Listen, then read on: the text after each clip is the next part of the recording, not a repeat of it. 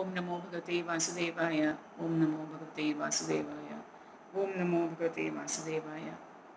ಶ್ರೀಮದ್ ಭಾಗವತ ಮಹಾಪುರಾಣ ತೃತೀಯ ಸ್ಕಂದ 2ನೇ ಅಧ್ಯಾಯ. ಮೊದಲನೇ ಅಧ್ಯಾಯದಲ್ಲಿ ವಿದುರ ಉದ್ಧವರ ಭೇಟಿ ಸಮಾಗಮ ಮತ್ತು ವಿದುರರು ಉದ್ಧವನನ್ನು ಶ್ರೀ ಕೃಷ್ಣನ ಕುರಿತಾಗಿ ಕೇಳಿದಂತಹ ಪ್ರಶ್ನೆ ಇತ್ತು.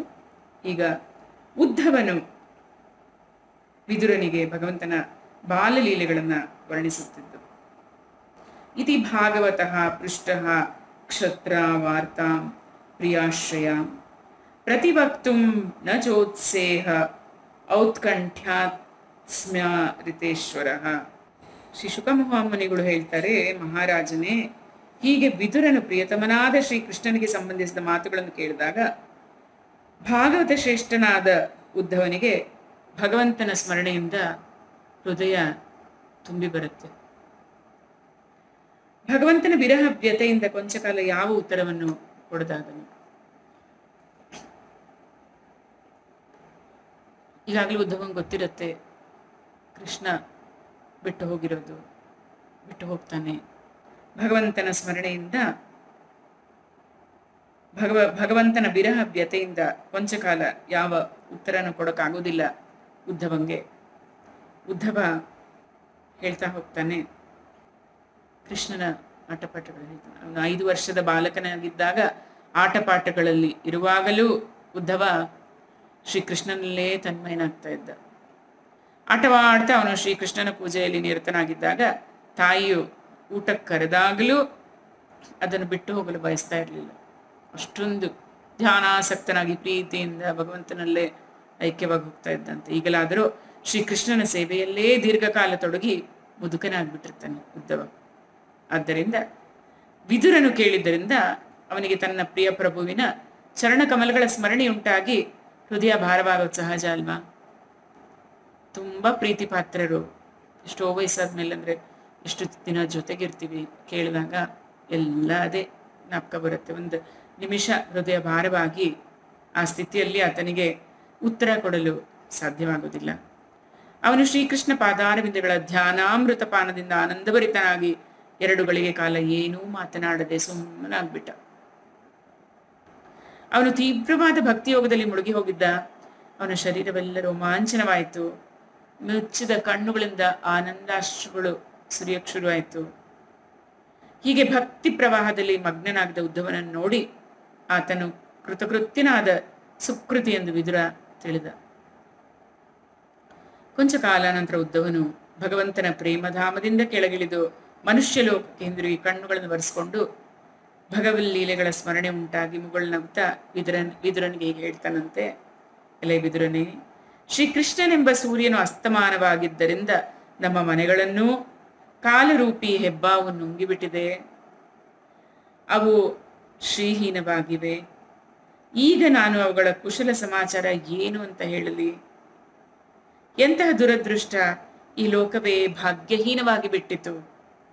ಅದರಲ್ಲೂ ಯಾದವರು ವಿಶೇಷವಾಗಿ ನಿರ್ಭಾಗ್ಯರಾದರು. ಅವರು ನಿರಂತರ ಭಗವಂತನ ಜೊತೆಯಲ್ಲೇ ಇರ್ತಾ ಇದ್ರು. ಅಮೃತಮಯ ಚಂದ್ರ ಬಿಂಬವು ಸಮುದ್ರದಲ್ಲೇ ಇದ್ರು. ಅದನ್ನು ಮೀನುಗಳು ಗುರುತಿಸಿದಂತೆ ಯಾದವರು ಭಗವಂತನನ್ನ ಗುರುತಿಸದೆ ಹೋದರು. ಯಾದವರು ಇಂಗಿತಜ್ಞರು, ಮಹಾಬುದ್ಧಿಶಾಲಿಗಳೂ ಆಗಿದ್ರು. ಶ್ರೀಕೃಷ್ಣ ಪರಮಾತ್ಮನೊಂದಿಗೆ ಒಂದೇ ಜಾಗದಲ್ಲಿದ್ದು ಅವನೊಡನೆ ವಾಸಿಸ್ತಾ ಇದ್ರು. ಅವರೆಲ್ಲರೂ ಸಮಸ್ತ ವಿಶ್ವದ ಆಶ್ರಯನೂ ಸರ್ವಾಂತರ್ಯಾಮಿಯೂ ಆದ ಶ್ರೀಕೃಷ್ಣನನ್ನ ಓರ್ವ ಯಾದವ ಶ್ರೇಷ್ಠ ಅಂತಲೇ ಅನ್ಕೊಂಡ್ಬಿಟ್ಟಿದ್ರು. ಎಂಥದವ್ರ ಬಗ್ಗೆ ನೋಡಿ, ಕೃಷ್ಣ ಅವ್ರ ಜೊತೆಲಿದ್ರು, ಅವನೊಬ್ಬ ಯಾದವ ಅನ್ಕೊಂಡ್ಬಿಟ್ಟಿದ್ರು. ಆದರೆ ಭಗವಂತನ ಮಾಯೆಯಿಂದ ಮೋಹಿತರಾದ ಈ ಯಾದವರು ಮತ್ತು ಇವನಲ್ಲಿ ವ್ಯರ್ಥವಾಗಿ ವೈರವನ್ನು ಕಟ್ಟಿಕೊಂಡ ಶಿಶುಪಾಲಾದಿಗಳ ಅಮಂಗಳಕರ ನಿಂದಾಸೂಚಕ ವಾಕ್ಯಗಳಿಂದ ಭಗವಂತನಲ್ಲಿ ಮನಸ್ಸಮಾಧಿಯನ್ನು ಹೊಂದಿರುವ ಮಹಾತ್ಮರ ಬುದ್ಧಿಯು ಭ್ರಮಿತವಾಗ್ತಾ ಇರಲಿಲ್ಲ.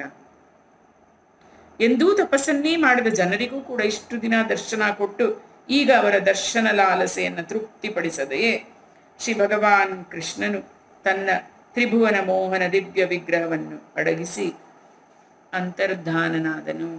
ಹೀಗೆ ಅವನು ಅವನ ಕಣ್ಣನ್ನೇ ಕಿತ್ತುಕೊಂಡು ಬಿಟ್ಟಿರುವನು. ತನ್ನ ಯೋಗ ಮಾಯೆಯ ಪ್ರಭಾವವನ್ನು ತೋರ್ಪಡಿಸುತ್ತಾ ಮನುಷ್ಯ ಲೀಲೆಗೆ ತಕ್ಕಂತೆ ಅವನು ಸ್ವೀಕರಿಸುತ್ತಿದ್ದ ಆ ತ್ರಿಮೂರ್ತಿಯ ಸೊಬಗನ್ನು ಹೇಗೆ ವರ್ಣಿಸೋಣ? ಅದು ಸೌಂದರ್ಯ ಸೌಭಾಗ್ಯಗಳ ಪರಮ ನಿಲೆಯೇ ಆಗಿತ್ತು. ಅವನಿಂದ ಆಭೂಷಣಗಳೂ ವಿಭೂಷಿತವಾಗುತ್ತಿತ್ತು. ಜಗತ್ತಿಗೆ ಮಾತ್ರವಲ್ಲದೆ ಸ್ವಯಂ ಭಗವಂತನಿಗೆ ಆಶ್ಚರ್ಯವನ್ನುಂಟು ಮಾಡುವುದಾಗಿತ್ತು.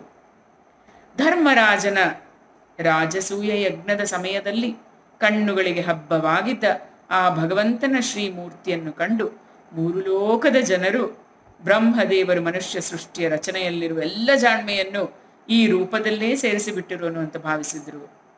ಅಷ್ಟು ಸೌಂದರ್ಯ. ಆ ಕೃಷ್ಣನ ಅನುರಾಗಪೂರ್ಣವಾದ ಹಾಸ್ಯ ಮತ್ತು ವಿನೋದಮಯವಾದ ಕಣ್ಣೋಟಗಳಿಂದ ಸಮ್ಮಾನಿತರಾದ ಗೋಕುಲದ ಸ್ತ್ರೀಯರ ಕಣ್ಣುಗಳು ಅವನಲ್ಲೇ ನೆಟ್ಟಿರ್ತಾ ಇದ್ವು. ಮತ್ತು ಮನೋಲಯವನ್ನು ಹೊಂದಿ ಮನೆಯ ಕೆಲಸಗಳನ್ನು ನಿಲ್ಲಿಸಿ ಬೊಂಬೆಗಳಂತೆ ಸ್ತಬ್ಧರಾಗಿ ನಿಂತು ಬಿಡ್ತಾ ಇದ್ರು ಕೃಷ್ಣನ ಸೌಂದರ್ಯನ ನೋಡಿಕೊಂಡು. ಚರಾಚರ ಜಗತ್ತಿನ ಮತ್ತು ಪ್ರಕೃತಿಯ ಒಡೆಯನಾದ ಭಗವಂತನು ಸೌಮ್ಯ ಸ್ವರೂಪಿಗಳಾದ ಮಹಾತ್ಮರು, ದೇವತೆಗಳು ಮುಂತಾದವರು ಘೋರ ರೂಪಿಗಳಾದ ಅಸುರರಿಂದ ಪೀಡಿಸಲ್ಪಡುತ್ತಿರುವುದನ್ನು ಕಂಡು ಕರುಣಾಪೂರಿತನಾಗಿ ಜನ್ಮರಹಿತನಾಗಿದ್ದರೂ ತನ್ನ ಅಂಶವಾದ ಬಲರಾಮನೊಂದಿಗೆ ಕಟ್ಟಿಗೆಯಲ್ಲಿ ಬೆಂಕಿಯು ಆವಿರ್ಭವಿಸುವಂತೆ ಪ್ರಕಟನಾದನು. ಜನ್ಮರಹಿತನಾಗಿದ್ದರೂ ಆ ಮಹಾಪ್ರಭು ವಸುದೇವನ ಮನೆಯಲ್ಲಿ ಜನ್ಮ ತಳೆದು ಲೀಲೆಗಳನ್ನು ತೋರುವುದು, ಸಮಸ್ತ ಭೂತಗಳಿಗೂ ಅಭಯಪ್ರದನಾಗಿದ್ದರೂ ಕಂಸನಿಗೆ ಭಯಗೊಂಡವನಂತೆ ವೃಂದಾವನಕ್ಕೆ ಹೋಗಿ ಅಡಗಿರುವುದು, ಅನಂತ ಪರಾಕ್ರಮಿಯಾಗಿದ್ದರೂ ಕಾಲೆಯ ಮನೆಗೆ ಭಯಗೊಂಡವನಂತೆ ಮಥುರಾ ನಗರಿಯನ್ನು ಬಿಟ್ಟು ಓಡೋಗಿರುವುದು, ಇವೆಲ್ಲ ಭಗವಂತನ ಲೀಲೆಗಳು ನೆನಪಿಗೆ ಬಂದು ಮನಸ್ಸು ಕಳವಳಗೊಳ್ತಾ ಇದೆ. 3 ಲೋಕಗಳಿಗೂ ತಂದೆಯಾಗಿದ್ದರು ವಸುದೇವ ದೇವಕಿಯರ ಚರಣಗಳಿಗೆ ಎರಗಿ, ಅಪ್ಪ ಅಮ್ಮ, ಕಂಸನ ಭಯಕ್ಕೆ ಒಳಗಾಗಿ ನಾವು ನಿಮಗೆ ಯಾವ ಸೇವೆಯನ್ನೂ ಮಾಡಲಾಗಲಿಲ್ಲ, ತಮ್ಮ ಅಪರಾಧವನ್ನು ಮನ್ನಿಸಿ ಪ್ರಸನ್ನರಾಗಬೇಕು ಅಂತ ಬೇಡ್ಕೋತಾನೆ. ಶ್ರೀ ಕೃಷ್ಣನ ಈ ಮಾತುಗಳು ನೆನಪಾದಾಗ ಇಂದು ಕೂಡ ನನ್ನ ಚಿತ್ತವು ಅತ್ಯಂತ ವ್ಯಥಿತವಾಗುತ್ತೆ. ಅದನ್ನೆಲ್ಲ ಜೊತೆಯಲ್ಲೇ ಇದ್ದು ಸಮೀಪದಿಂದ ನೋಡ್ಬಿಡ್ತಾನೆ ಉದ್ಧವ. ಇದೆಲ್ಲ ನೆನಪಿಗೆ ಬರ್ತಾ ಇರುತ್ತೆ. ಕಾಲಸ್ವರೂಪವಾದ ತನ್ನ ಭ್ರೂಕೂಟ ವಿಲಾಸದಿಂದಲೇ ಭೂಮಿಯ ಸಮಸ್ತ ಭಾರವನ್ನು ಇಳಿಸಿದ ಆ ಪರಮಪುರುಷ ಶ್ರೀಕೃಷ್ಣನ ಪಾದ ಪದ್ಮಗಳ ಪರಾಗವನ್ನು ಸೇವಿಸುವ ಯಾವನು ತಾನೇ ಅವನ್ನ ಮರಿತಾನೆ? ಕೃಷ್ಣ ಪರಮಾತ್ಮನ್ನ. ಶಿಶುಪಾಲನಾದರೂ ಶ್ರೀಕೃಷ್ಣನಲ್ಲಿ ಬದ್ಧ ದ್ವೇಷ ಹೊಂದಿದ್ದರೂ ಅವನು ಯೋಗಿಗಳು ಯೋಗ ಸಾಧನೆಯಿಂದ ಪಡೆಯಲು ಬಯಸುತ್ತಿರುವ ಪರಮ ಸಿದ್ಧಿಯನ್ನು ಪಡೆದುದನ್ನು ನೀವು ರಾಜಸೂಯ ಯಜ್ಞದಲ್ಲಿ ಪ್ರತ್ಯಕ್ಷರಾಗಿ ನೋಡಿದ್ದೀರ. ನೀವು ಅಂತಹವನ ವಿರಹವನ್ನ ಯಾರು ತಾನೇ ಸಹಿಸಬಲ್ಲರು? ಕೃಷ್ಣನ ವಿರಹ ಸಹಿಸಲ ಸಾಧ್ಯ? ಶಿಶುಪಾಲನಂತೆ ಮಹಾಭಾರತ ಯುದ್ಧದಲ್ಲಿ ಅರ್ಜುನನ ಬಾಣಗಳಿಗೆ ತುತ್ತಾಗಿ ಕಣ್ಣುಗಳಿಗೆ ಹಬ್ಬವಾಗಿದ ಶ್ರೀಕೃಷ್ಣನ ಮುಖಾರವಿಂದವನ್ನು ನೋಡುತ್ತಾ ಪ್ರಾಣತ್ಯಾಗ ಮಾಡಿದ ಎಲ್ಲರೂ ಪವಿತ್ರರಾಗಿ ಪರಂಧಾಮವನ್ನು ಪಡೆದುಕೊಂಡರು. ಸಾಕ್ಷಾತ್ ಭಗವಾನ್ ಶ್ರೀಕೃಷ್ಣನು 3 ಲೋಕಗಳಿಗೆ ಒಡೆಯನು. ಅವನಿಗೆ ಸಮಾನರಾದವರು ಯಾರೂ ಇಲ್ಲ. ಹಾಗಿರುವಾಗ ಅವನಿಗಿಂತ ಮಿಗಿಲಾದವರು ಯಾರಿದ್ದಾರೆ?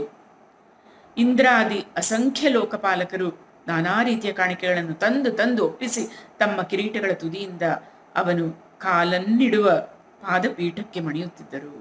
ವಿದುರನೇ, ಅದೇ ಭಗವಾನ್ ಶ್ರೀ ಕೃಷ್ಣನು ರಾಜಸಿಂಹಾಸನದ ಮೇಲೆ ಕುಳಿತಿರುವ ಉಗ್ರಸೇನನ ಮುಂದೆ ನಿಂತು, ಜಿಯ, ನಮ್ಮ ಅರಿಕೆಯನ್ನು ಲಾಲಿಸಬೇಕು ಎಂದು ಭಿನ್ನಪ ಮಾಡ್ತಾ ಇದ್ದನು. ಅವನ ಸೇವಾಭಾವವು ನೆನಪಾಗುತ್ತಲೇ ನಮ್ಮಂತಹ ಸೇವಕರ ಚಿತ್ತವು ಅತ್ಯಂತ ಕಳವಳಗೊಳ್ಳುತ್ತದೆ. ಪಾಪಿಷ್ಠೆಯಾದ ಪೂತನಿಯು ತನ್ನ ಸ್ತನಗಳಲ್ಲಿ ವಿಷವನ್ನ ತುಂಬಿಸಿಕೊಂಡು ಕೃಷ್ಣನನ್ನು ಕೊಲ್ಲಬೇಕು ಅಂತ ಅಭಿಲಾಷೆಯಿಂದ ಅವನಿಗೆ ಸ್ತನ್ಯವನ್ನು ಕುಡಿಸಿದ್ಲು. ಅವಳಿಗೂ ಕೂಡ ಭಗವಂತನು ನಿಜವಾದ ದಾದಿಗೆ ಸಿಕ್ಕಬೇಕಾದ ಸದ್ಗತಿಯನ್ನು ಕರುಣಿಸಿಬಿಟ್ಟ. ಶರಣು ಹೊಂದುವುದಕ್ಕೆ ಯೋಗ್ಯವಾದ ಕರುಣಾಳವು ಆತನಲ್ಲದೆ ಮತ್ತೆ ಯಾರಿದ್ದಾರೆ? ಈ ಅಸುರರನ್ನೂ ನಾನು ಭಗವದ್ ಭಕ್ತರೆಂದೇ ಪರಿಗಣಿಸ್ತೀನಿ.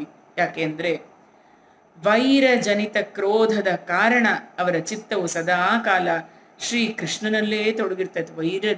ಆ ವೈರತ್ವದಿಂದ ಸಹನೂ ಅವರ ಚಿತ್ತ ಸದಾ ಕೃಷ್ಣನ ಮೇಲೆ ಇತ್ತಲ್ಲ. ಮತ್ತು ರಣರಂಗದಲ್ಲಿ ಗರುಡನ ಹೆಗಲಲ್ಲಿ ಹೊತ್ತುಕೊಂಡಿದ್ದ ಸುದರ್ಶನ ಚಕ್ರಧಾರಿಯಾದ ಶತ್ರುಗಳ ಮೇಲೆ ಎರಗುತ್ತಿರುವ ಶ್ರೀ ಭಗವಂತನ ದರ್ಶನವೂ ಆಗ್ತಾ ಇತ್ತು. ಅವರಿಗೆ ಭಗವಂತನ ದರ್ಶನವೂ ಆಗ್ತಾ ಇತ್ತು. ಅವನ ಮೇಲೆ ಸೇಡು ಕೋಪ ಏನೋ ತೀರ್ಸ್ಕೊಳಕ್ಕಾದ್ರೂ ಅವನ ಮೇಲೆ ಚಿತ್ತ ಇಟ್ಟಿದ್ರಲ್ಲ. ಸೊ ಈ ಅಸುರರು ಕೂಡ ಭಗವದ್ ಭಕ್ತರು ಅಂತಲೇ ನಾನು ಪರಿಗಣಿಸ್ತೀನಿ ಅಂತ ಹೇಳ್ತಾರೆ. ಬ್ರಹ್ಮದೇವನ ಪ್ರಾರ್ಥನೆಯಂತೆ ಭೂಭಾರವನ್ನು ಇಳುವಿ ಆಕೆಯನ್ನ ಸುಖಿಯಾಗಿಸಲಿಕ್ಕಾಗಿ ಭಗವಂತನು ಕಂಸನ ಕಾರಾಗೃಹದಲ್ಲಿ ವಸುದೇವ ದೇವಕಿಯರಲ್ಲಿ ಅವತರಿಸಿದ್ದನು. ಆಗ ಕಂಸನಿಗೆ ಭಯಪಟ್ಟು ತಂದೆ ವಸುದೇವನು ಆತನನ್ನು ನಂದಗೋಕುಲಕ್ಕೆ ಕೊಂಡೊಯ್ದು ಇರಿಸಿದ್ದನು. ಅಲ್ಲಿ ಆತನು ಬಲರಾಮನೊಂದಿಗೆ ತನ್ನ ಪ್ರಭಾವವು ಹೊರಗೆ ಯಾರಿಗೂ ತಿಳಿಯದಂತೆ ಅಡಗಿಕೊಂಡು 11 ವರ್ಷ ವಾಸವಾಗಿದ್ದ. ಹಕ್ಕಿಗಳ ಹಿಂಡು ಕಲಕಲ ನಿನಾದ ಮಾಡುತ್ತಾ ಸುಖವಾಗಿ ವಾಸಿಸುತ್ತಿದ್ದ ಯಮುನಾ ತೀರದ ಉದ್ಯಾನವನದಲ್ಲಿ ಕರುಗಳನ್ನು ಮೇಯಿಸ್ತಾ ಭಗವಾನ್ ಶ್ರೀಕೃಷ್ಣನು ಗೊಲ್ಲ ಬಾಲಕರೊಡನೆ ಕ್ರೀಡಿಸ್ತಾ ಇದ್ದ. ಗೋಕುಲ ನಿವಾಸಿಗಳ ದೃಷ್ಟಿಯನ್ನು ಸೆಳೆಯುವಂತಹ ನಾನಾ ಬಾಲಲೀಲೆಗಳನ್ನು ಅಲ್ಲಿ ಪ್ರಭುವು ಪ್ರಕಟಿಸಿದನು. ಕೆಲವೊಮ್ಮೆ ಅಳುವಂತೆಯೂ ಕೆಲವೊಮ್ಮೆ ನಗುವಂತೆಯೂ ಕಾಣಿಸಿಕೊಂಡ್ರೆ ಕೆಲವೊಮ್ಮೆ ಸಿಂಹದ ಮರಿಯಂತೆ ಮುಗ್ಧ ದೃಷ್ಟಿಯಿಂದ ನೋಡ್ತಾ ಇದ್ದ. ಸ್ವಲ್ಪ ದೊಡ್ಡವನಾದಾಗ ಬಿಳಿಯ ಎತ್ತುಗಳನ್ನು ನಾನಾ ಬಣ್ಣದ ಹಸುಗಳನ್ನು ಮೇಯಿಸುತ್ತಾ ಕೊಳಲನ್ನೂದಿ ಅದರ ಇಂಚರದಿಂದ ಗೋವಳರನ್ನೂ ಸಂತೋಷಪಡಿಸ್ತಾ ಇದ್ದನು. ಆ ಸಮಯದಲ್ಲಿ ಕಂಸನು ಆತನನ್ನು ಕೊಂದು ಬಿಡಬೇಕು ಎಂದು ಮಾಯಾವಿಗಳು ಕಾಮರೂಪಿಗಳು ಆದ ಅನೇಕ ರಾಕ್ಷಸರನ್ನು ಕಳುಹಿಸಿದಾಗ ಹುಡುಗರು ಆಟದ ಸಾಮಾನು ಮುರಿದು ಹಾಕುವಂತೆ ಭಗವಂತ ಅವ್ರನ್ನೆಲ್ಲ ಕೊಂದುಬಿಟ್ಟ. ಕಾಳಿಂಗ ನಾಗನನ್ನ ಮರ್ದನ ಮಾಡಿ ವಿಷಮಿಶ್ರಿತವಾದ ನೀರನ್ನು ಕುಡಿದು ವಿಪತ್ತಿಗೆ ಒಳಗಾಗಿದ್ದ ಗೋವಳರನ್ನು ಬದುಕಿಸಿ ಆ ಮಡುವಿನ ನೀರನ್ನು ಶುದ್ಧಗೊಳಿಸಿ ಕುಡಿಯಲು ಯೋಗ್ಯವನ್ನಾಗಿ ಮಾಡಿದನು.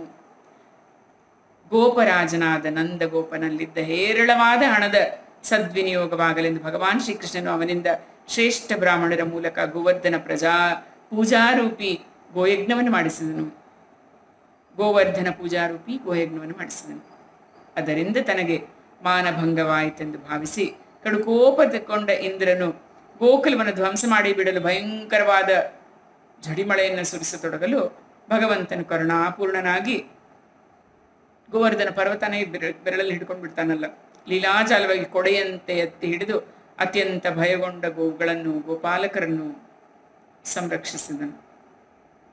ಸಾಯಂಕಾಲದಲ್ಲಿ ಇಡೀ ನಂದಗೋಕುಲದಲ್ಲಿ ಶರತ್ಕಾಲದ ಬೆಳದಿಂಗಳು ಚೆಲ್ಲುತ್ತಿರಲು ಆಗ ಶ್ರೀಕೃಷ್ಣನು ಅದನ್ನು ಸಂಭಾವಿಸುತ್ತಾ ಮುರಳೀಗಾನ ಮಾಡುತ್ತಾ ಗೋಪಸ್ತ್ರೀ ಸಮೂಹದೊಡನೆ ರಾಸಕ್ರೀಡೆಯಾಡಿದನು. ಎಲ್ಲ ಉದ್ಧವ ಸಣ್ಣವನಿಂದ ಇದ್ದಿದ್ದು ಕೃಷ್ಣನ ಜೊತೆಗೆ ಎಲ್ಲ ನೆನಪು ಮಾಡ್ಕೊಳ್ತಾ ಇದ್ದಾನೆ. ಕೃಷ್ಣನ ಸ್ಮರಣೆ, ಲೀಲೆಗಳು, ಬಾಲಲೀಲೆಗಳಿಂದ ಹಿಡಿದು ಗೋಪಿಯವರ ಜೊತೆ. ಇಲ್ಲಿಗೆ ಶ್ರೀಮದ್ ಭಾಗವತದ ತೃತೀಯ ಸ್ಕಂದದ 2ನೇ ಅಧ್ಯಾಯ ಮುಗಿಯಿತು. ಇತಿ ಶ್ರೀಮದ್ ಭಾಗವತೆ ಮಹಾಪುರಾಣೆ ಪಾರಮಹಂಸ್ಯಾಂ ಸಂಹಿತಾಯಾಂ ತೃತೀಯ ಸ್ಕಂದೆ ವಿದುರೋದ್ಧವ ಸಂವಾದೆ ದ್ವಿತೀಯೋಧ್ಯಾಯ. ಶ್ರೀಕೃಷ್ಣಾರ್ಪಣಮಸ್ತು. ಓಂ ನಮೋ ಭಗವತೆ ವಾಸುದೇವಾಯ. ಓಂ ನಮೋ ಭಗವತೆ ವಾಸುದೇವಾಯ. ಓಂ ನಮೋ ಭಗವತೆ ವಾಸುದೇವಾಯ. ಸಾಯಿರಾಮ್. समस्त सद्गुरु साईनाथ महाराज की जय. समर्थ सद्गुरु साईनाथ महाराज की जय. समर्थ सद्गुरु साईनाथ महाराज की जय.